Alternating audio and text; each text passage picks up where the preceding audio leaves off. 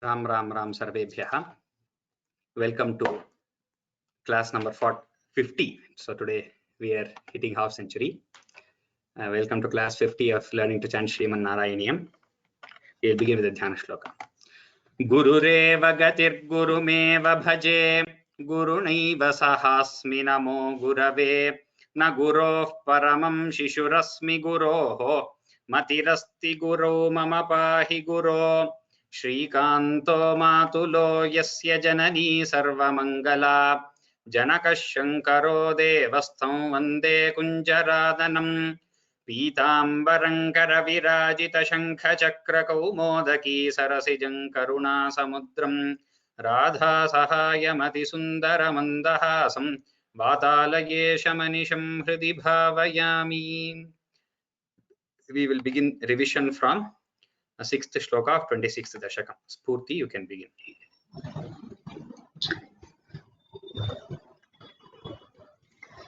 तत्सेवाया वैभवा दुर्निरोधं युध्यन्तं तं वत्सराणां सहस्रं प्राप्ते काले त्वत्पदैकाग्रसिद्ध्यै नक्राक्रान्तं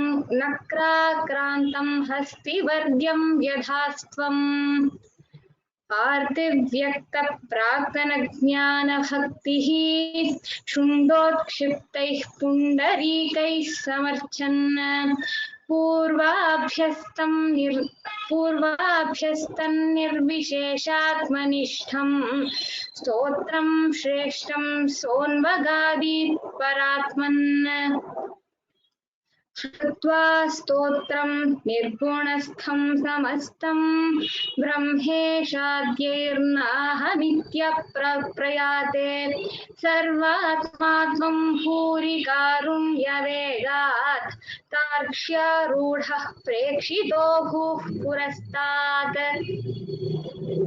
हस्तीन्द्रन्तं हस्तपद्मेन धृत्वा चक्रेण त्वं नक्रवर्यं व्यदारीः गन्धर्वेऽस्मिन् मुक्तशापे सहस्ति त्वत्सारूप्यं प्राप्य देदीप्यते स्म एतद्वृत्तं त्वाञ्च माञ्च प्रगेयः गायेत् सोऽयं भूयसे श्रेयसे स्यात् इत्युक्त्वैनं तेन सार्धं गतस्त्वं धिष्ण्यं विष्णो पाहि वातालयेश.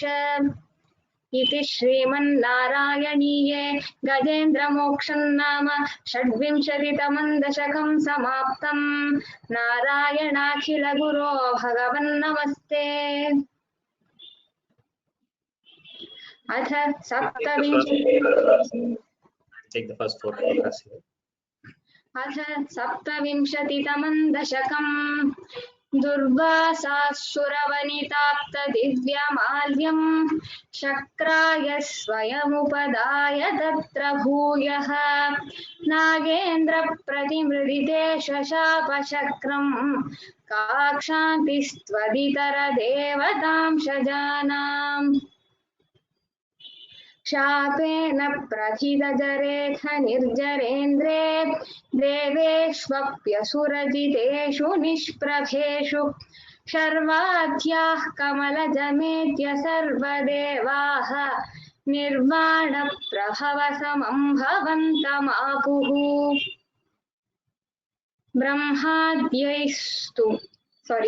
ब्रह्माद्यैस्तुतमहिमा चिरन्तदानीं प्रादुष्यन् वरदपुरः परेण धाम्ना हे देवादितिजकुलैर्विधाय सन्धिं पीयूषं परिमथतेति पर्यशास्त्वम् सन्धानं कृतवती दानवैः सुरौघे मन्धानं नयति मदेन मन्दराद्रिं हृष्टेऽस्मिन् बदरमिवोद्वहन् खगेन्द्रे सद्यस्त्वं विनिहितवान् पयः पयोधौ. Very good. And there's the new shloka. So sorry for 10 minutes delay. We started at 8:40 instead of 8:30. I had a drama of Neelakanta Visha, that's why this makeup, so don't be petrified by this makeup. We will go with shloka 5 and then we will take class till 9:35. Hope that is fine with all of you. Smruti, repeat after me.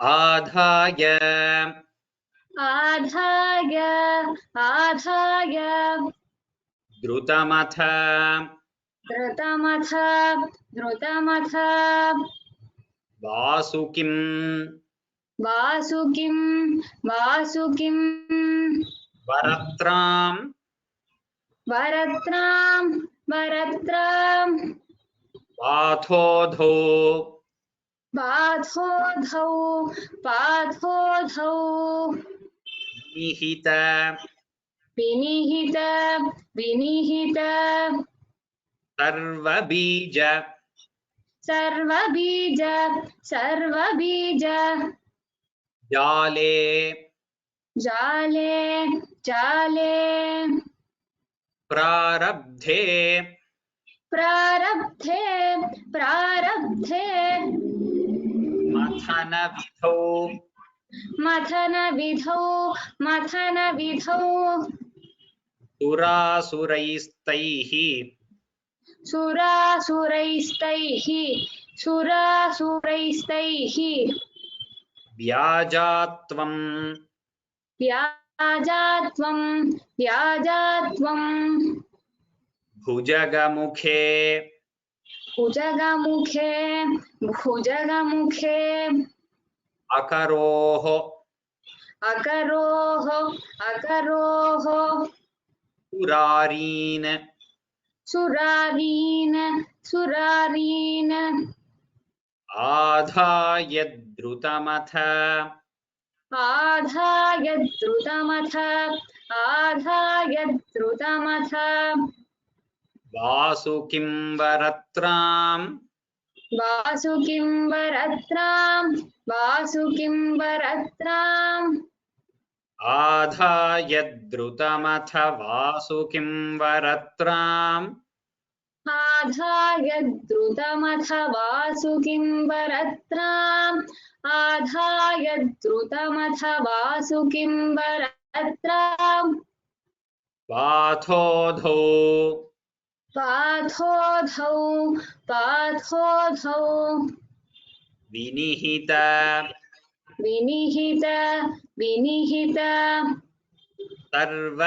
Sarvabijajale सर्वबीजजाले सर्वबीजजाले Vinihita Sarvabijajale विनिहित सर्वबीजजाले विनिहित सर्वबीजजाले Pathodho Vinihita Sarvabijajale पाथोधौ विनिहित सर्वबीजजाले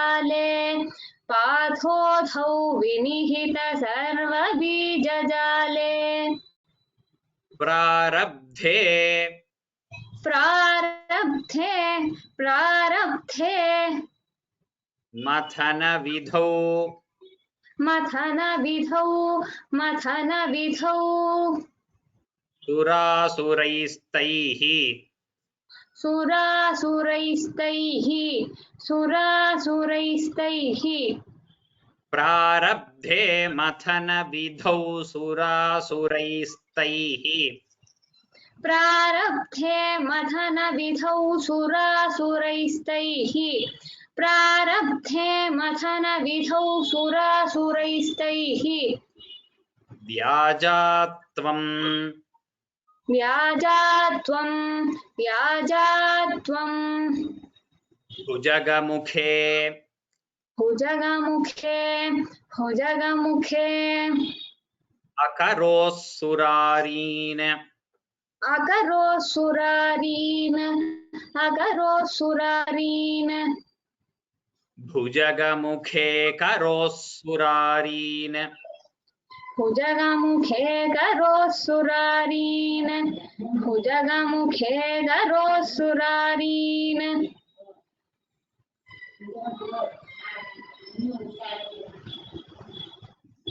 व्याजात्वं भुजगमुखे करोस्सुरारीन् व्याजात्वं भुजगमुखे करोऽसुरारीन् व्याजात्वं भुजगमुखे करोऽसुरारीन् आधाय द्रुतमथ वासुकिं वरद्रां पाथोऽथौ विनिहित सर्वबीजजाले प्रारब्धे मथनविधौ सुरासुरैस्तैः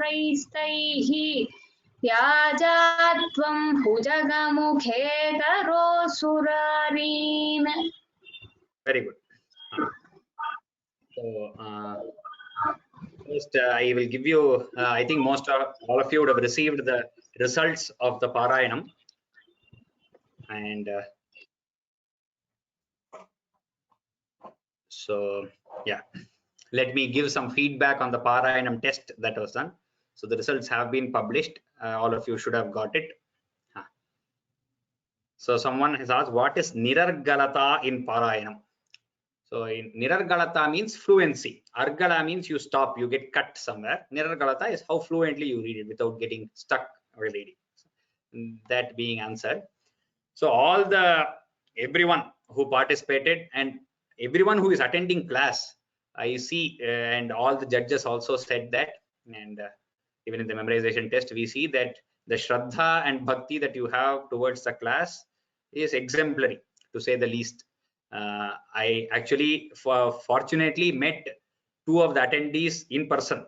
That I didn't really know. It was not intended. In the institute, I met one of the person's son, and again I met another person in another place. So the kind of respect they have towards the class, and it is all because of the Grantha. It is Guru Ayappan's grace that we have such a beautiful class that is going on, and the number of participants who are attending is also exemplary. It is very grateful we are to Guru Ayappan's grace that is going on. So it is unmatched, to say. That is the Shraddha, the faith that is shown towards the Grantha. It is all the anugraha of the Grantha itself. The Grantha Narayaniam has such a pulling capacity. It is nothing related to either the teacher or anything else. It is all the Grantha and Guru Ayappan who are helping this happen. So as seen on the screen, the results, so 90 to 100 is distinction, 80 to 90 first class, and all that. There is, as usual, this is the Vyoma usual grading system, and those from the third class and above will get the certificates that will be sent soon by the end of March or so. But do not worry, as it is said, we all know this, either the Bhagavad Gita or whatever be the spiritual this thing. It is about learning the Grantha with Bhakti and Shraddha, and that itself is the end, and it is the end of everything. Even reading the Grantha itself is the end goal. It is not getting the certificate, is not our end goal. Our end goal is reading the Grantha and being able to recite it with Bhakti and attaining Guru Ayappan's lotus feet. Not these marks, or not even the certificate. So that is not our goal, but still we conduct so that we know we are reading it in the right manner, so that our Bhakti becomes more strong. That is the intention here. That being said, these are the top scorers. We have 6 people who are the distinction, so which is quite difficult, and they've recited quite well. As you see the names: Vijay Lakshmi Kirtivasan, Lakshmi Sundara Rajan, Swati Balamurali Krishna, Soumya Ramesh, A. Swaminathan, and Visheshwaran Ashok. You all can see the whole list. I just wanted to pick out these names because they recited very well. Obviously, those who everyone has recited wonderfully. Still, to pick among them, and all the judges were also very happy with the kind of recitation and the kind of immense effort that each one has put in. That being said, for some feedback on that. Anyway, we will continue the class. This is not the only class today. We are continuing. We are going to take new shlokas also after this. So I just wanted to, some of you had a few doubts, and then some feedback from the judges. This general feedback with regard to everybody, all the participants, regarding pronunciation. So there are different ragas. We are not concentrating on music or anything over here, but still when we have a particular tune, it is very nice. But the participants, the first point is basically the participants face difficulty when the dashaka is changed suddenly. So if I ask from 4 Rathodhata, I jump to something like Vasanta Tilaka somewhere else, It is difficult to take the raga. But maybe 10-15 participants face that difficulty. So that as we read more, that raga should just get imprinted. As soon as we read one line at least, we should get to know what the tune is. And the tunes are not complex. We are not learning Sangeeta here. Very nice, so that it is Shravya. To listen, you need a very amicable tune, a nice thing that is nice to listen, pleasant to hear. So that raga, some attendees said the judges have to give, but each judge may think of a different raga. There are multiple kind of tunes, maybe with slight variations for each of the shlokas. But we have a standard tune that we are following in class, which the judge may not particularly remember for that tune. So it is best more we practice in that tune, more you listen, that raga will get implanted. It is not very difficult. And many dashakas that are overlapped. So that should be simple. Anyway, that was a feedback. So I'm just saying how you can practice and get into tune with that. A second point is very important. While reciting in class, when student recitation goes on, and even in memorization parayam test, I see that when there are visargas at the end of the line, a lot of students tend to miss it. For example, if we see here in one of these shlokas itself, let us see the third line here. Sharvadya kamalajametya sarvadeva. They don't say devaha. That visarga is there, the two dots given there, which is called the visarga. That is for a particular purpose. We have to say devaha. The breath should be left. That is why it's called visarga. Visarjaniya means you have to leave the breath out. It happens in many places, mainly when different swara other than akara come. Bhavantama puhu. Puhu, you have to finish saying uhu. It's not bhavantama pu. You forget that visarga. So if you see the English, if you by mistake don't see it in the script, see it in English, that H is there. So you have to let that breath out. So that is missing. Let's say there is devaihi. You have to say he. Devaihi. That breath should come out. So that is missing. So this will be known either when you record it and listen to yourself, or somebody else has to listen to you.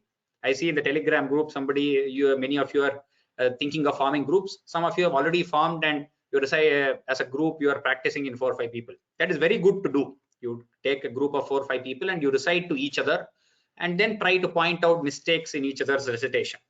And also, if you have a doubt during that meeting itself, you can go to the YouTube, refer to this particular video where I have taught, and you can correct yourselves if there is a doubt.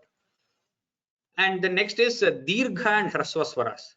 So all of you know the differentiation. Dirgha is a, e, you have to pull, and hrasva is where it is short vowels. But again, while reading that, you miss it. So that should be, you should see to it. And especially when this hrasva swara is followed by a samyukta akshara. For example, let us see here also, mandaradrim is fine because there is dirgha and then this thing. Kritavati danavaihi is there. So Kritavati is ikara. You should not say Kritavati danavaihi, the first line I'm talking about. You can't say Kritavati danavai suraugaihi. That does not work that way. So you have to keep it like Kritavati danavai suraugaihi. So that is a way you have to say it and try to keep it that way. So that is dirgha and hrasva swaras. Mahapranas. This is the usual complaint from all the judges. You would have seen it. The feedback also I have given. Whoever judges have written the feedback. Many judges told you orally also during the recitation. And if you see that Excel sheet, they have written in remarks column. So you see Mahapranas in many places. Every judge has written. Mahapranas you have to practice. And more importantly, ka, kha, ga, gha, you might be able to say when you're saying the varnas. But while reading a shloka, it should come in the right place. Let us take a word like vachobhihi. See, very simple word, vachobhihi. So there the chakara is alpa prana, bhakara is mahaprana. You should not by mistake say vachobhihi, vachobhihi, where the chakara gets mahaprana and bhakara gets alpa prana. This happens with quite a few of you I have seen. You want to say the mahaprana, you are trying it, but it falls on either the previous or the next letter. So that becomes wrong. So that if you have to practice it very slowly. If you're not getting that, if somebody points it out to you, you have to say va cho bhihi, bhihi. Then say cho bhihi, va cho bhihi. So go very slowly like that. That's how, if it is not coming, this is how you have to practice. There is no other way of doing it, because that is something that has to come out of you. Maybe mentally you are saying it right. If you're reading it within yourself, if you're not reciting it aloud, it might be sounding right in your head. But when it comes out, it should still sound right. Whatever you're thinking should come. Just like Sangeeta. Some of them might be able to sing in their head, but the swara will not come. You might not be able to give the gamaka or go to the swarasthanas. Similarly, the Mahaprana and Alpa Prana. That is the next point. Interchanging Mahapranas. You think it is falling in the right place, but it is going to the dadhati. This and all we have seen. Tiro, dadha, tha. So there, the first da is Alpa Prana. Tiro, da, dha, tha. You have to practice it slowly. The first is ti, ro, da, dha, tha. You can take it as slow as that. So if you want to tell it very slowly, on YouTube, put it at 0.5x. My video, I showed you how to increase or decrease the speed. So if you have practiced it very well, you want to tell at a higher speed, put it at 1.25, 1.5x and tell along with it. If you want to tell it very slowly, listening to each letter, put it at 0.5, 0.25x and say it as tiro da tiro da dha tha naradato thalabdhva. These kind of words. Then clarity at samyukta aksharas. This is very important. So when there are difficult words to pronounce, I hope you're still able to see the screens. Purti, just reply yes if you're able to see the screen. That is the slide. Are you able to see the slide? Yes, Anna, it is visible. It is visible. Okay, okay. I just want to play this thing and show you. Play a particular few notes from the Parayan test. I don't know whether you'll be able to hear.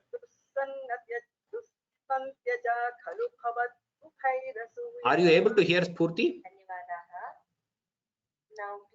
Yes, Anna, it is visible. I mean, it is audible too. Not my voice. I am playing a particular. Yes, this that is also audible. Okay, okay, very good.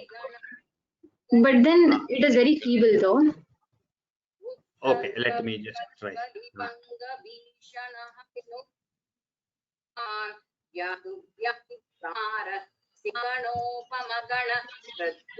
Yeah, now the voice is good.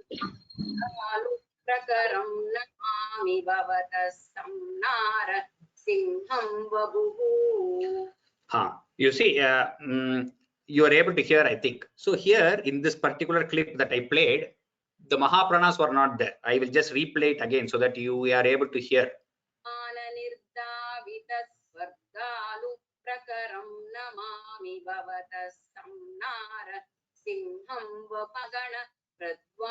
So Spardhalu Prakaram Namami Bhavataha, that the participant is trying to stress there, but she is not getting that. That is because you have to practice in those particular places.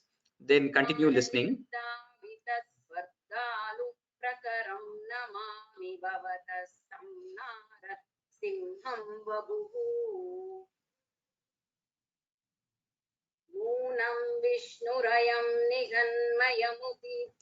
You heard that Noonam Vishturiti Nihanmyamumiti. What the participant is saying is Nihanamyamu.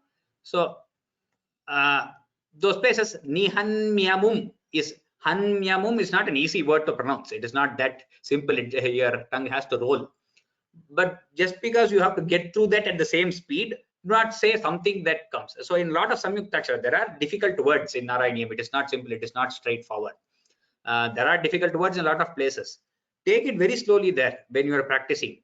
Do not think it is difficult and just skip that, assuming there is something. You have to get it right. Noonam Vishnurayam Nihanmyamomiti. Han, Nakara, Makara, Yakara, then Ukara is there. So there are three consonants followed by a swara. Hanmyamomiti, Hanmyamomiti, it is there. So you have to say that way.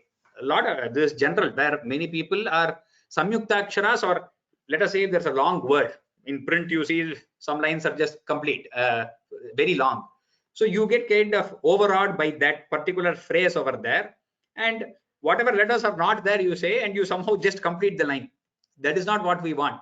Tell it very slowly, but complete it exactly. Do not just say something because you have to say that. That is not how we want to do it. Right? I will just play one more clip here.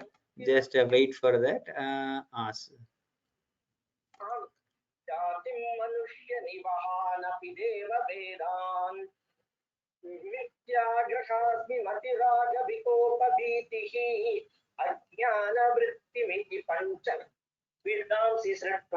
See, here the participant is saying very well, fluently, properly, they are continuing. But Mithyagrahasmi Matiraga Vikopa Bhitihi, the Mahapranas are not falling in place at all. So these are some of the things that I particularly I just put it out so that you can clearly see that you can hear and see what are the mistakes. I'm not obviously with 250 people in the class, I'm not able to give individual attention, but here's something that is why the Telegram group, where you can create groups and form. But hopefully this feedback helps you. So that clarity at Samyuktaksharas is very important. Let us say there are 2-3 Samyuktaksharas following. Very slowly take it. You have to practice it 10-15 times at only those places. Then this you would have seen many judges have given feedback. Sa, Sha and Sha. Saraswati, Shiva, Shanmukha. This is how non-technically we differentiate it. In Vyakarana, if you see, there are other ways of calling it. But to know Saraswati, when you say, you don't say Saraswati. Saraswati is all Sakara, where the tongue touches your front, that is the teeth. Then is Shankara or Shiva. This, we all know this, Shiva, Shankara. That is a different Sha. Then you say Shanmukha. You say Shanmukha, it is a different Shodasha. All that is a different Sha. So textually, maybe while writing, you know these three are different, but that should come.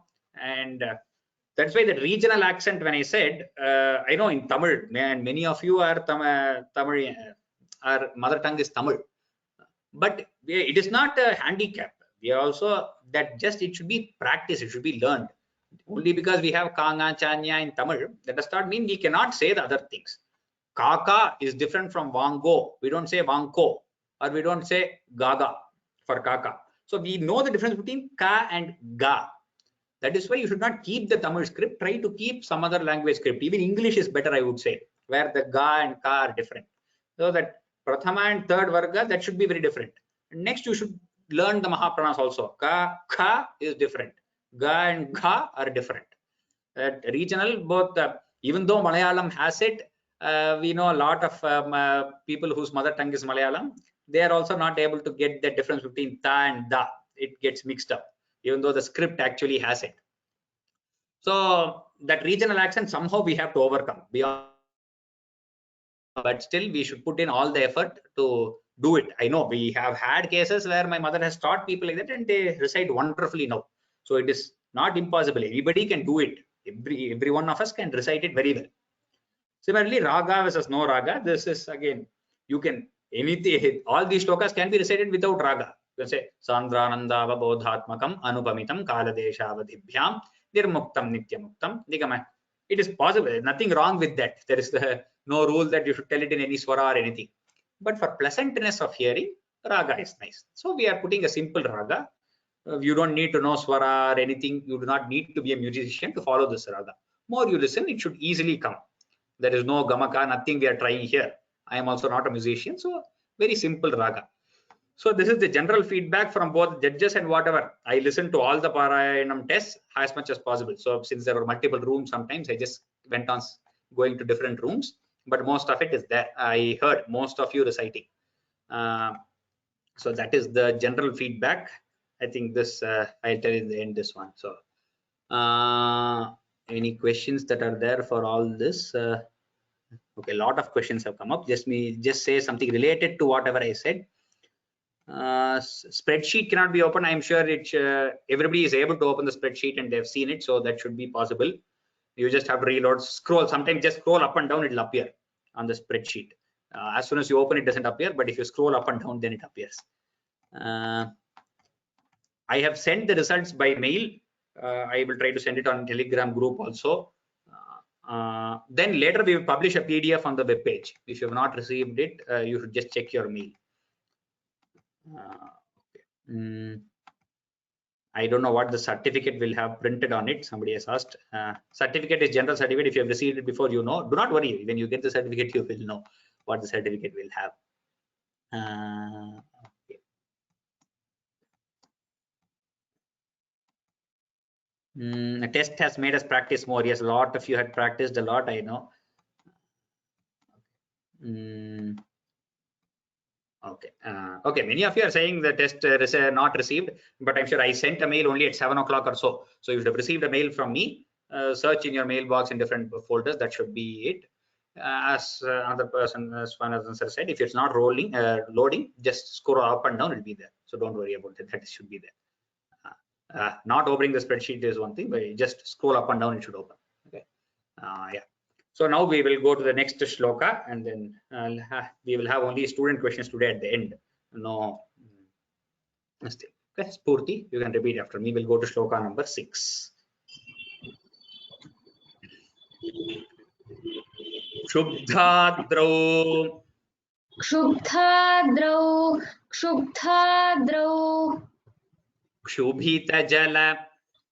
Shubhita jala. Shubhita jala. Udare tadanim. Udare tadanim. Udare tadanim. Dugdhabdhau. Dugdhabdhau. Dugdhabdhau. Gurutara. Gurutara. Gurutara. Bharataha. Bharataha. Bharataha. Nimagne. Nimagne. Nimagne. Deveshu. Deveshu. Deveshu. Vyathita. Vyathita. Vyathita. Tameshu.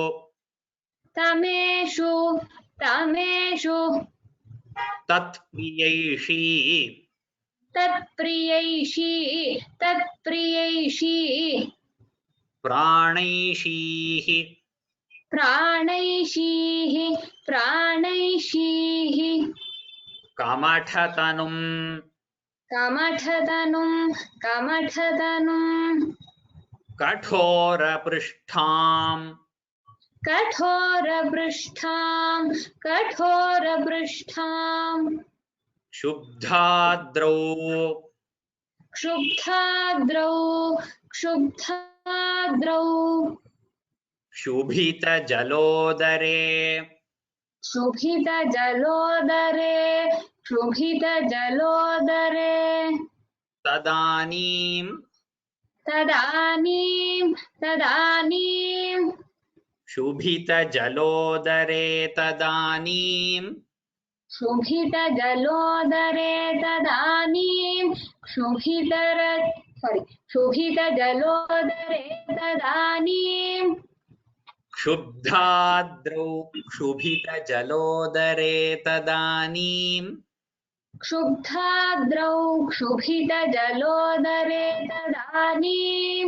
Kshubdhadrau. Kshubhita jalodare tadanim. Dugdhabdhau.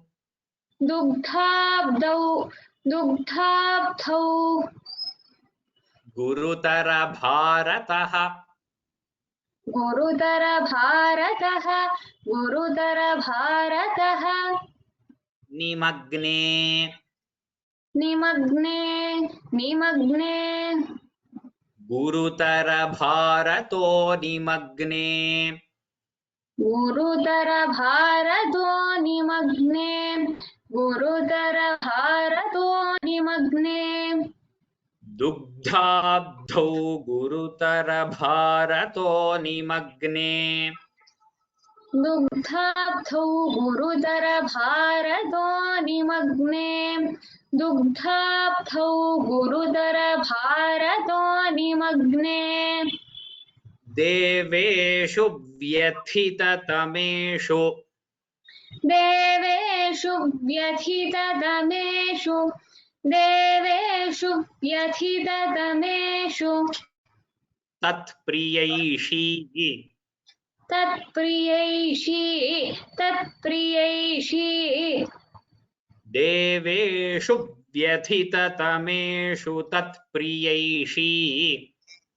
देवेषु व्यथिततमेषु तत्प्रियैषी देवेषु व्यथिततमेषु तत्प्रियैषी प्राणैषीः कमठतनुम् प्राणैषीः कमठतनुम् प्राणैषीः कमठतनुम् कठोरपृष्ठाम् कठोरपृष्ठाम् कठोरपृष्ठाम् प्राणैषीः कमठतनुं कठोरपृष्ठाम् प्राणैषीः कमठतनुम् कठोरपृष्ठाम् प्राणैषीः कमठतनुम् कठोरपृष्ठाम्.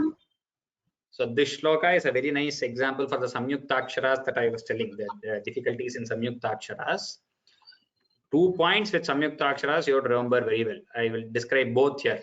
First time you see kshubdhadrau kshubhita. So the new word is starting with a samyuktakshara kshu. Samyuktakshara means 2 or more consonants together. So this ksha is basically ka and sha. What in Kannada they say Kooteluthu, we say in Tamil. So this kshu is a Kooteluthu, samyuktakshara. You see, adrau kshubhita is there. There is one word adrau, then kshubhita. You read them separately, you would say adrau kshubhita. That's all. When you are reading them together, that is as a single line, you have to say adrau kshubhita. You see that an extra kakara is coming there. Seems like that. Adrau kshubhita. You're giving a slight pause there. Adrau kshubhita, as if there's an extra half ka even in front of. It is not there, but that is the grammatical rule how it should be pronounced. If you're in Laghu Siddhanta Kaumudi class by Soumya ma'am, you would have heard all the technicalities behind that. But we don't need to know that. We just need to know if there is a samyuktakshara in the next word beginning, there has to be an extra stress, not a mahaprana. Remember, not mahaprana. It is adrau kshubhita. Everywhere. Nimagne. There also is a nimagne. Is that magne? Magne. As if there is an extra ga there. That is one point. Second is here deveshu vyathita tameshu. The 2 words deveshu and vyathita tameshu. Here is where the same problem, the same. That's how you have to recite. But what many of you do is you say deveshu vyathita, deveshu vyathita. That ukara becomes ukara, and then bakara also there is no stress, because in meter there has to be a dirgha there. That's why that stress should come. But what many of you tend to do is you make the ukara as ukara dirgha and say vyathita is just vyathita. Instead it should become deveshu vyathita shubhya shubhya. That's how it should be. What happens? It becomes shuvya shuvya. That's not how we say. Deveshu vyathita tameshu. These 2 remember very well. Now Spurti, the whole shloka. क्षुब्धाद्रौ क्षुभितजलोदरे तदानीं दुग्धाब्धौ गुरुतरभारतो निमग्ने देवेषु व्यथिततमेषु तत्प्रियैषी प्राणैषीः कमठतनुं कठोरपृष्ठाम्. We'll take only 2 more shlokas today, 7 and 8. 9:35 we'll finish. Vajrati. Vajrati. Vajrati. Sthiratara. Sthiratara. Sthiratara. Karparena. Karparena. Karparena. Vishnu. Vishnu. Vishnu. Vistarat. Vistarat. Vistarat. Parigata. Parigata. Parigata. Lakshayojanena. Lakshayojanena. Lakshayojanena. Ambodhehe. Ambodhehe. Ambodhehe. कुहरगतेन कुहरगतेन कुहरगतेन वर्ष्मणा त्वं वर्ष्मणा त्वं निर्मग्नं निर्मग्नं क्षितिधर क्षितिधर नाथं नाथं उन्निनेथ उन्निनेथ वज्रातिस्थिरतर वज्रातिस्थिरतर कर्परेण विष्णो कर्परेण विष्णो वज्रातिस्थिरतर कर्परेण विष्णो वज्रातिस्थिरतर कर्परेण विष्णो वज्रातिस्थिरतर कर्परेण विष्णो विस्तारात् विस्तारात् परिगतलक्षयोजनेन परिगतलक्षयोजनेन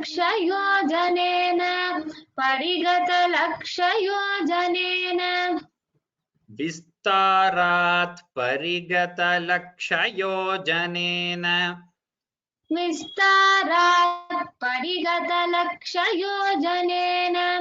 विस्तारात् परिगतलक्षयोजनेन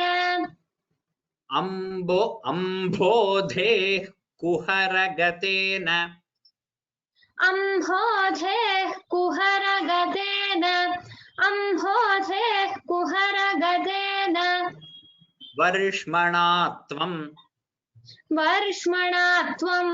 वर्ष्मणा त्वं अम्भोधेः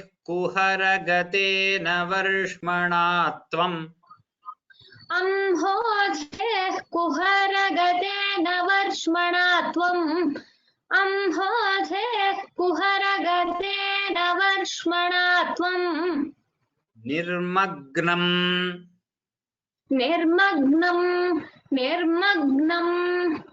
क्षितिधरनाथं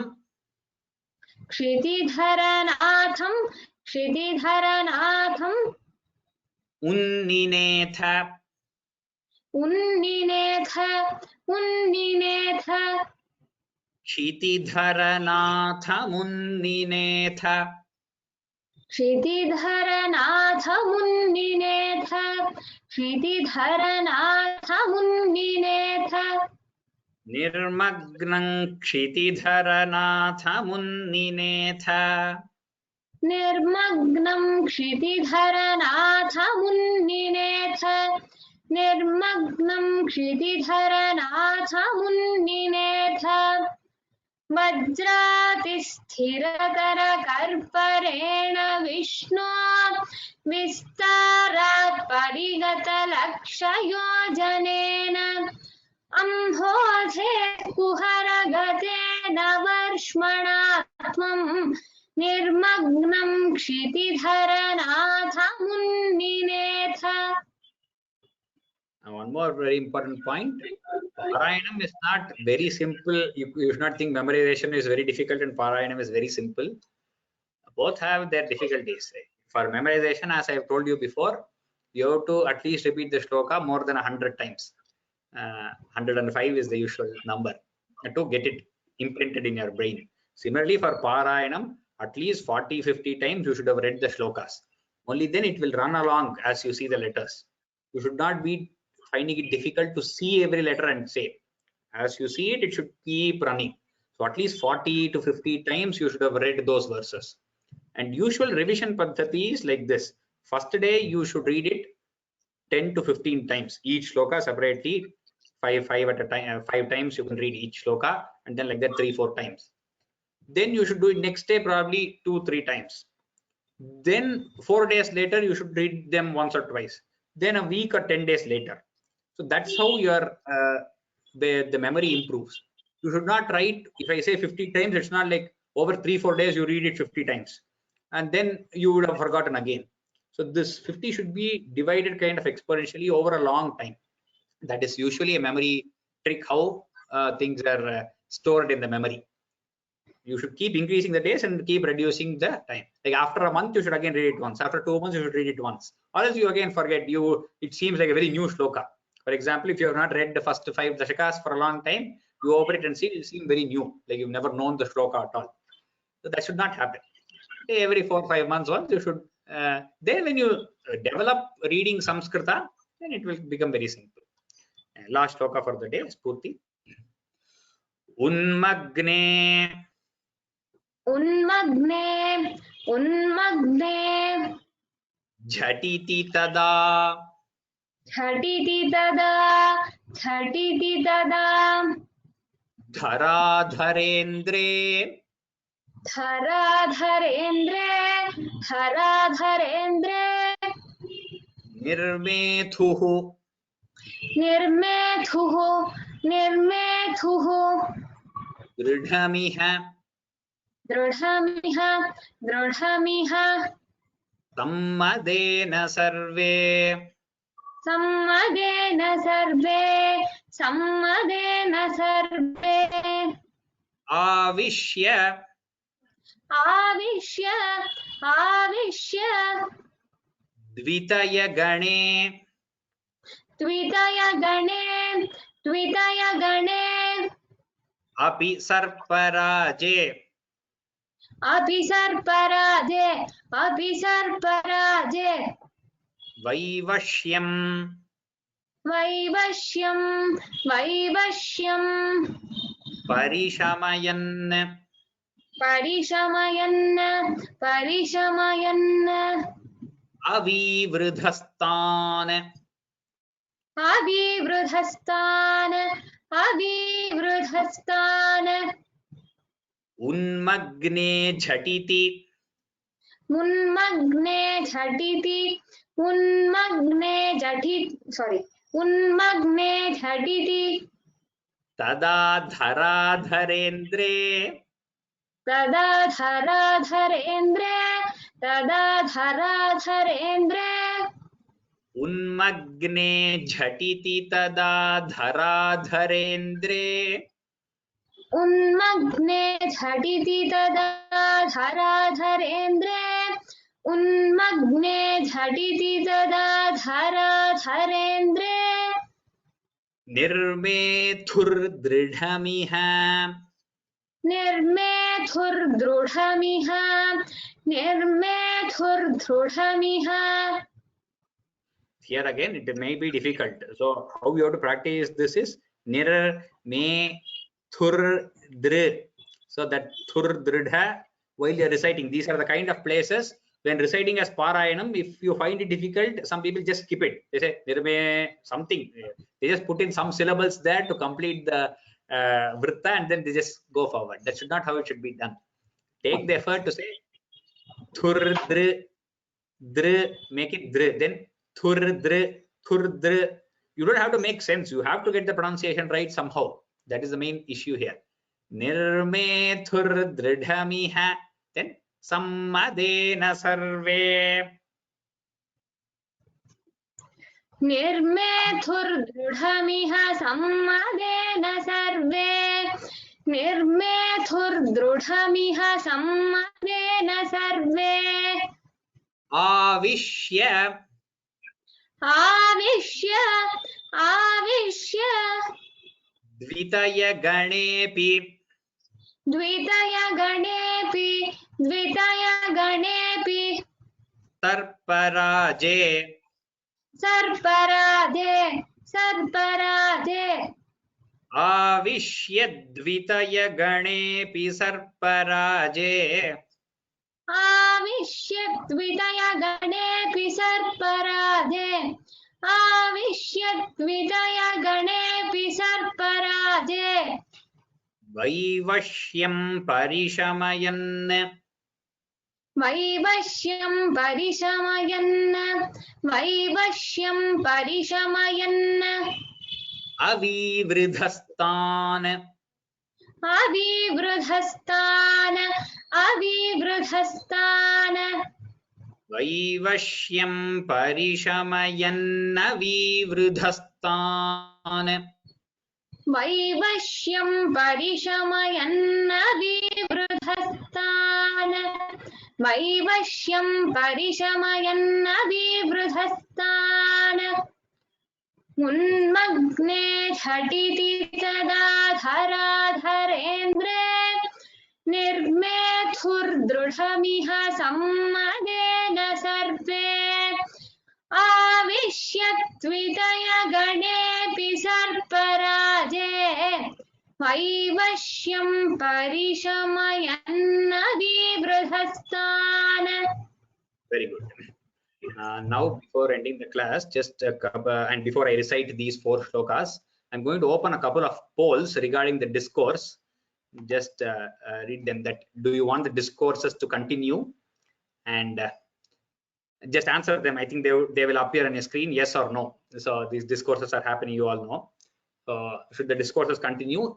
If yes, in which language? Many people are, I think 60-70% is Tamilian, and a lot of people are asking me to do the discourse in Tamil. So that is the next poll, which I will tell you. So I started it because a lot of you are asking, you want to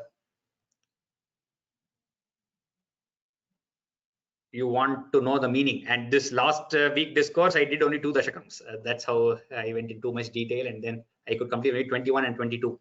So 23 to 25, I will do it on 21st, not tomorrow. The next Sunday, upcoming Sunday, I will do it. Yeah, I think all the audience are able to vote. I'm getting some percentages here.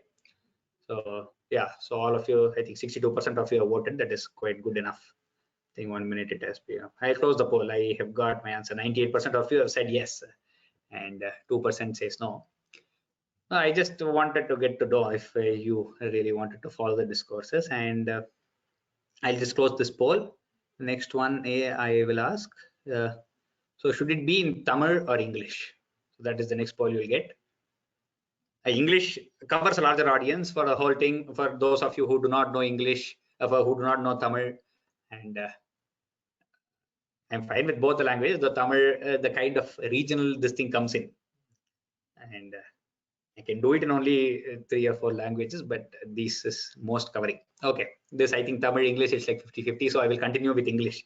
A lot of people who are in the older age group, they would like to do in Tamil, but as I said in the beginning, I'm not taking it in Tamil because we already have great Mahatmas. Previous recordings, very old recordings like Dikshitar's and Sundara Kumar, and then Krishna Premi, and a lot of people have done it in Tamil.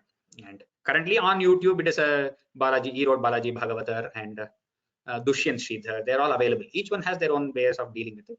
Similarly, in English, it is not very prevalent. So I will. It's exact 50-50 in English, Tamil and English. So I will continue with English then. Tamil, you should probably listen to those that are already available. They are far more deeper in knowledge than what little I can give. So yeah, last week only I could finish only 21 and 22 in 1.5 hours, 1 hour 45 minutes. Next we will take it on 21st. I will send you the mail again for 23 to 25. Next 3 dashakams again we'll see it in 1.5 hours. Narasimhavataram. With those 2 questions answered, I think I'll just close that voting also. Thank you. First time I'm trying the poll and it has worked. So I will repeat these 4 shlokas, and then we will take only student questions. No student recitation today. Repeat these 4 shlokas.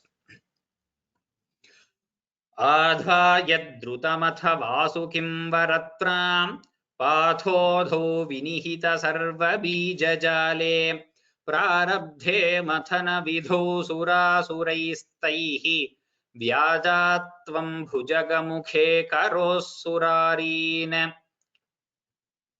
क्षुब्धाद्रौ क्षुभितजलोदरे तदानीं दुग्धाब्धौ गुरुतरभारतो निमग्ने देवेषु व्यथिततमेषु तत्प्रियैषी प्राणैषीः कमठतनुं कठोरपृष्ठाम् वज्रातिस्थिरतरकर्परेण विष्णो विस्तारात् परिगतलक्षयोजनेन Ambodhe kuharagateन varshmanatvam nirmagnam kshitidharanatha munninetha unmagne jhatiti tadadharadharendre nirmethurdridhamiha sammadena sarve avishyadvitaya ganepi sarparaje vaivashyam parishamayanna vivridhastan.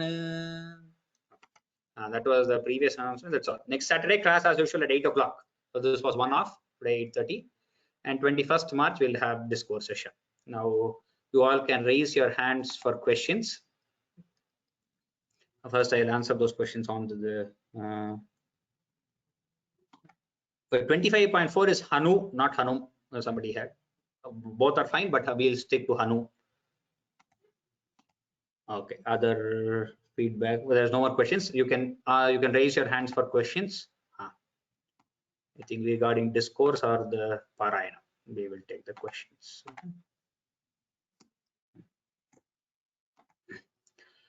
Sundaravalli Shankar. Ram Guruji, can you hear me? Yes, yes. Sorry, when you were explaining, I have two questions. One, when you were explaining about that Nirgalata, I was switching from Wi-Fi to fluency. That's all, nothing else. Sorry, what is it again? Fluency. Fluency. Okay. The second question I had is when we have the next Parayanam test, is it going to be from 26 to 50 or 1 to 50? 26 to 50. It's only 1/4, 1/4. Those who have not done 1 to 25 may be able to say that detail is very far away. It's 8 months, so do not worry about that now. Details. Okay. I'm not talking. Just okay. 27. So fluency is just if you practice, you get it. That's it, right? Exactly. Do not stop at every word, then try to figure out the next word and so on. Okay. Okay. Thank you, Swami. Thank you, Guruji. Shyamala Ramachandran. After her, Priyadarshini Paini. Sir, I have not received those mails. Result again, of Parayanam. Sure mail is not been received. Okay. Then somebody maybe, if you're on the Telegram group, somebody may be able to share the link there, or I'll only share the link there, and then you can see it. Well, I am not in the Telegram group. I don't know how to go to it. Then we will see what else to do. Maybe next class I will paste it in the chat here, or if somebody can send me the link now, then I'll paste in the chat here. That is the only way I'm able to. You have not. You said you have sent me the mail. No, I have not received the mail at all. I understand. That's what some of you have been telling the problem. I have told it to this week also. I spoke to the Vyoma technical team. Let's see how we can resolve that. Yeah, it could be an issue from your side where you might have unsubscribed at some point by mistake. No. I have been attending right from beginning. Not a single class I have missed. Actually, okay, even the link for the test, not a single class I have missed. Okay, no, it is class is different from the mails. How you receive the mails, that is not connected at all. So by mistake, while opening some mail, if you click unsubscribe or something, then it stops coming. Or if many things can happen in the network, there is some filter, there's some spam, something. Many things happen, so it is not in our control. We will try to resolve it. Okay. Priyadarshini Paini. Namaskaram, Mahodaya. I have two questions which is related to the pronunciation. In this Dashakam, could you please go to the 7th shloka? 1 second, yes. 7th shloka, okay. Yes. In the 7th shloka, we have the Anuswara. After that, the Sayukta Aksharani is coming. So Nirmagnam Kshiti Dara. So how can we give the Dvitvam here? After Anuswara, if the Sayukta Aksharani is coming, how to give the Dvitvam here? After Samyukta Akshara, Kshiti Dhara, what is the problem there? The Kshi is Samyukta. Nirmagnam, here we can, Nirmagnam, here the Anuswara is here. So after that, how to give the, I feel little difficult to give the Dvitvam to the Sayukta Aksharani, which is followed by the Anuswara. Okay, that understood. That can happen only if you say it as Nirmagnam Kshiti, because first of all, the Sandhi there happens, which will change Anuswara to Nga, Kakha, Gagha, Nga, because Ka follows it. So only if you say it that way, you will get the Dvitva, and the Dvitva will be on Nga, not on Ka. So it is nirmagnam kshitidhara. So that is too technical. Just listen to how I said it. And but if you want the technicality in Samskrita, all of you don't get too overwhelmed by that. It is nga followed by ka followed by sha. So the dvitva is an ngakara. Ka kha ga gha nga. Nirmagnam kshitidharanatha munninetha. If you're saying ma, if you're not going to that santi, it is nirmagnam kshiti. There you cannot do that dvitva. You will not get the dvitva because the dirgha is already implied in nirmagnam, so it is okay. You will get the raga will also come out fine. So there is no need to give the dvitvam like go to the nga. Instead, we can just give nirmagnam kshitidhara natha munninetha. Correct. Okay. Because you are anyway speaking, so dvitva will not come. That is not samhita. There is no samhita there. Long time I have this doubt. And another question is, could you please go to the previous Dashakam 9th shloka? Do I have it? Yes. Yes.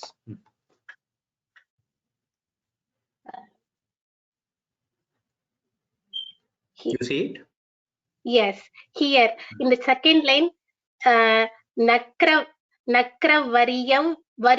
Can we say variyam vyatidharihi or variyam vyatidharihi? Not vyadi, vyadari. Here I vyadarihi or variyam vyadarihi. Makara or ma. Can we say like in both the way, completely chanting the Anuswara and doing that? Otherwise, here also. I've always said both are fine, always fine. If you completely chant the Anuswara, it's absolutely fine, no problem.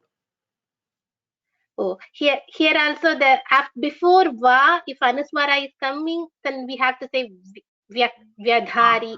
That's you have to say varyam vyadarihi, varyam vyadari. Varyam vyadarihi. That's how. Okay. Difficult to say varyam vyadari, not.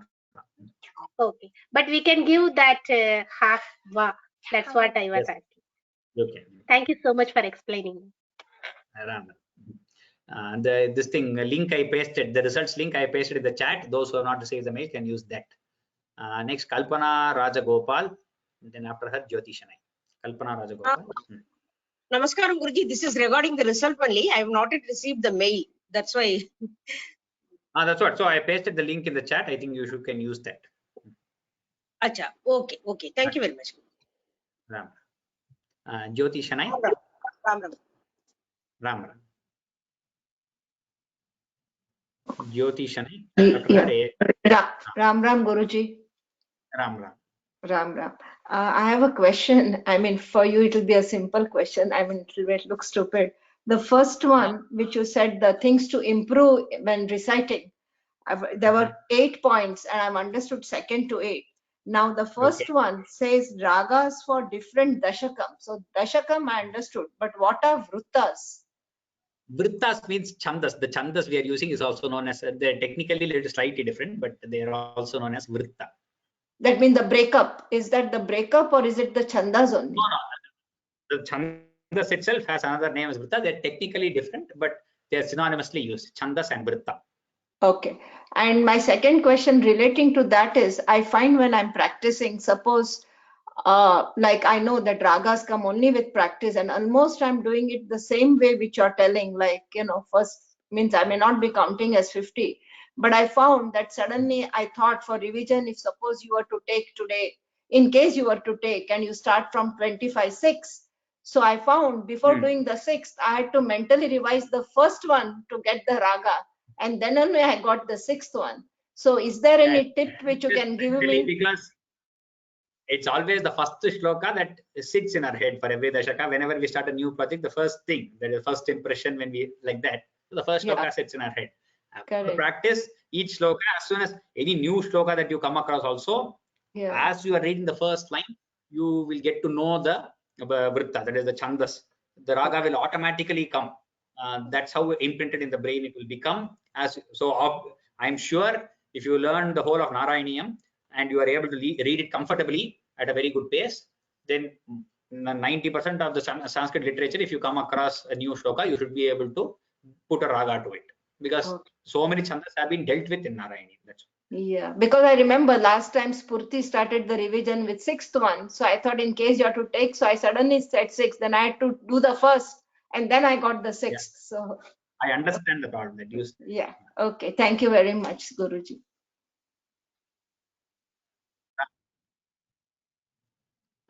Amritavalli Sampath, then Uma Chandrasekhara. Namaskaram, Guruji. Actually, where do we get the Narayaniam English and Sanskrit version in Chennai? Books, I'm not very sure. There are many different books, many publications. Ramakrishna Math, you can inquire in Mylapore Junction. You can inquire there. They have published many books. I'm sure. Where, Guruji? In Mylapore, where? Mylapore, Ramakrishna Math, RK Math. Not able to hear you. RK? RK Math, Ramakrishna Math. RK Math. Okay. Okay, Guruji. Yes. So books will be available there, right? Sanskrit and English. Yes. Again, our Giri publication is also near Kapalishwar. Okay. Thank you, Guruji. I think that is the end of questions. I think we shall have student registration next class. Okay, Kumar Venkataraman, Venkatanarayanan. Last question. Ram. Kumar. Sir, in the Parayanam test, I haven't received any remarks about that. So, is there anything? Okay, some of you, the judges said, did not specifically type remarks. I think if you know, that's why I gave a general feedback today. These things. Maybe if I am able to get the recording of that, then if I post it on YouTube, then you can listen to that and then refer to this feedback and see where you yourself have made the mistake. General idea you get by reading all the remarks. Dhanyavad. Uma Chandrasekhara. Namaste, Guruji. I am from Bangalore, and this is my first class. Namaste. So I just wanted to know whether you will be giving the raga names of the ragas what you are teaching. That is no, there's no name for these raga. No, here raga just means tune. This is not Carnatic ragas like Melakarta or anything of that sort. We are just some simple tunes. Ragas, if at all, if you're a musician, you should find out. There are many ragas that many musicians have put for each of these dashakams. 100 ragas for 100 dashakams. We are not getting into that at all. These are just very simple tunes to say. And another small thing, where do I get this Sriman Narayaniyam Bhashyam, like a full meaning for this? Bhashyam, in English, the best book, the translation is by S.N. Shastri. I just now pasted the link on the chat box. eShop Chinmaya Mission publication. It is best among the things that we have seen, which is what we are following. Bhashyam, there are many in Samskrita and purport. I don't know. Again, RK Bhatt might have some, Swamiji might have written a very good purport. Or in Samskrita, Krishna Warrior has written Balabodhini for Narayana, which is Narayana, which is the best, which I refer for my discourses. Thank you.